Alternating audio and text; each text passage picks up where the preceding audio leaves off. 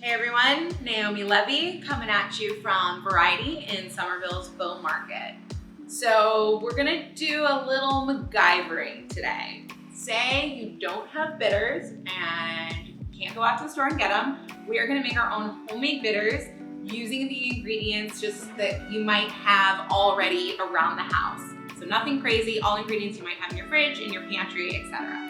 So we'll start off by, this is gonna be a two-step process. We're gonna start off by toasting some spices. So I'm gonna start off with a little bit of cinnamon, just a little pinch of clove, about 4 or 5 little cloves. I had a little allspice, so we're doing a little baking spice here. So whatever you kind of have that falls into that category, and a little coriander. You want to use whole spices here. That's really the important part. So kind of dig through your pantry, see what you have, whole spices. Just doing a little bit of each, and I'm going to give them a little toast. So I'm going to go on really low heat here.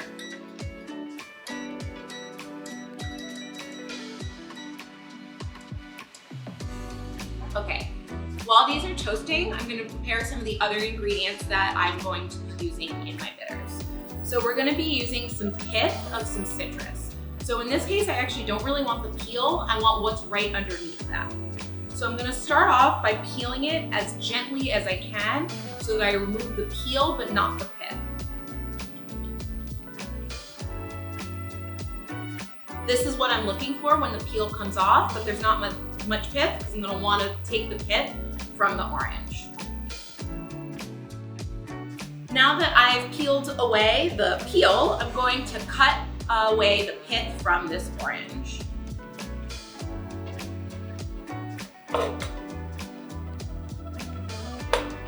So you want to do that, really getting pith and not any of the flesh.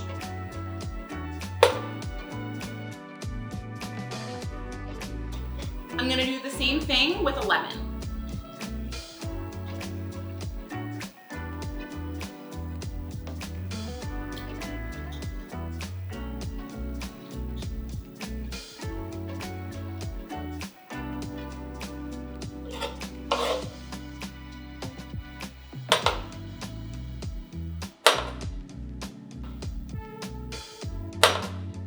Once I have my pith, I'll keep it separate. I'm going to just chop it up into some smaller pieces.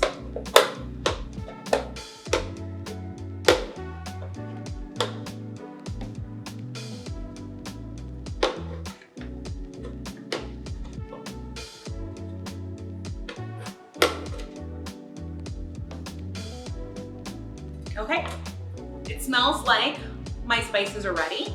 You'll know that your spices are toasted and ready when they start to become fragrant. When you're kind of back away from the pot. That's really what you want. If you go a little too far, they're gonna get burned. So with this first round of spices, I'm actually gonna put them, mix them with some alcohol. So this is actually a 151 rum. You do want as high an alcohol content as you could possibly get when making your bitters. If you don't have a 151, a vodka would be your next best bet, preferably something higher proof.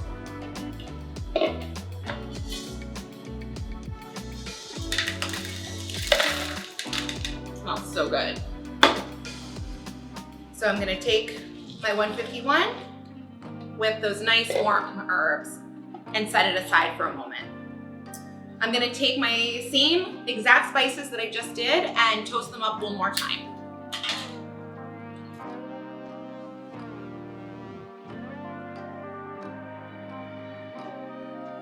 All right, while that's toasting, I'm gonna go ahead and take about half of the orange pith that I have and half the lemon pith that I have and place it right into my 151. All right, we're gonna add a few more things into there as well.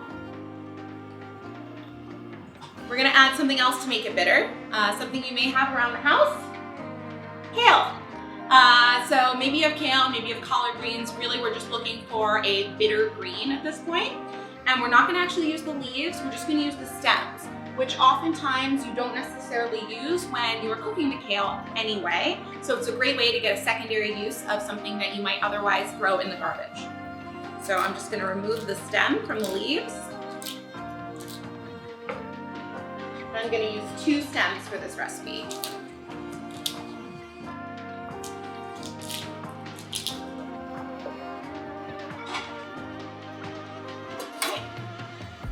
And I'm gonna give that a nice little fine chop. The more surface area we have, the better.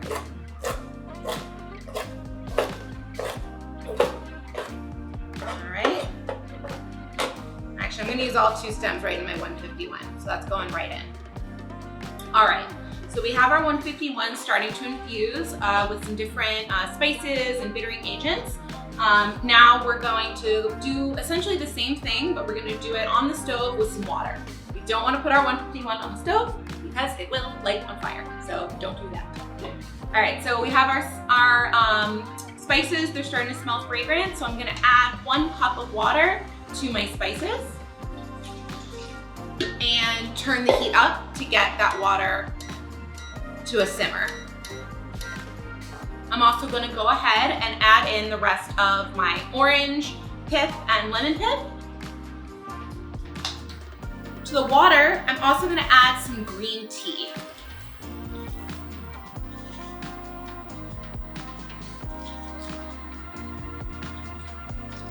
And we're gonna get a couple more kale stems going as well.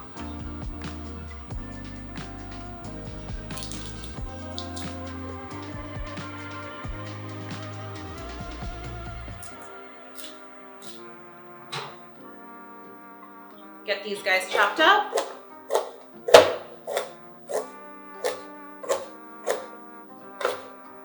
And throw them right into the pot. All right. We're gonna let this go. Once the water gets to a nice simmer, we'll turn the heat back down to low, and we're gonna let this steep on the stove for about 20 to 30 minutes or so. All right, after about 20 minutes or so, or once your water has reduced by about half, you're gonna go ahead and pull it off the stove and just pour it right in with your 151. You're gonna wanna get all of the herbs and spices and everything in there in as well.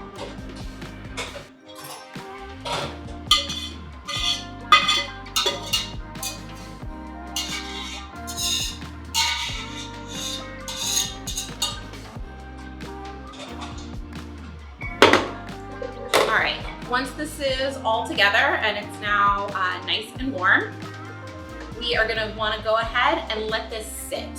How long you let it sit depends on how desperate you are for bitters. The longer you let it sit, the more flavorful it is going to be, the better it's going to be. But you should let it sit for at least 24 hours, if not 48 hours at the best. Allow this to cool first, then you'll go ahead and store it in a nice, cool, dry place. I recommend using either a thick Tupperware or a glass ball jar. Right now, because this is what I got, I'm using this deli container. Okay, so after you've let this sit for at least 24 hours, if not 48, if not 72, if you're very patient, we're gonna go ahead and strain it out. So we can just use a tea strainer like we've used for some of the other things we've been making. The best thing that you can use though is, this is called a super bag. It's going to strain it through a really, really fine mesh. If you have cheesecloth at home, that's another option. You can line a strainer with a little cheesecloth. This is just going to really help make sure we get everything out of there.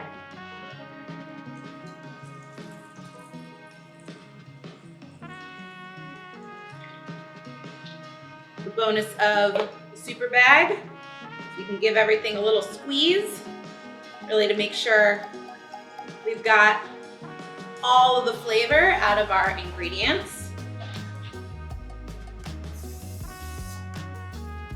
All right, You can store it right in a small glass jar, preferably if you have to in plastic Tupperware. If you have a dropper bottle, this will be perfect for when you're actually going to make your drinks. See if I can do this without a funnel. Oh yeah. All right. If you don't have one of these dropper bottles and you are storing it out of a container, if you have any sort of straw, you can use that to be doing your dashes and drops. But if not, you go ahead and taste your bitters. It should be nice and bitter. I recommend just using a tiny, tiny amount. It worked. Awesome. So if you enjoyed this video, or even if you didn't, please donate. Somerville and Cambridge area hospitality workers need your help. Thank you.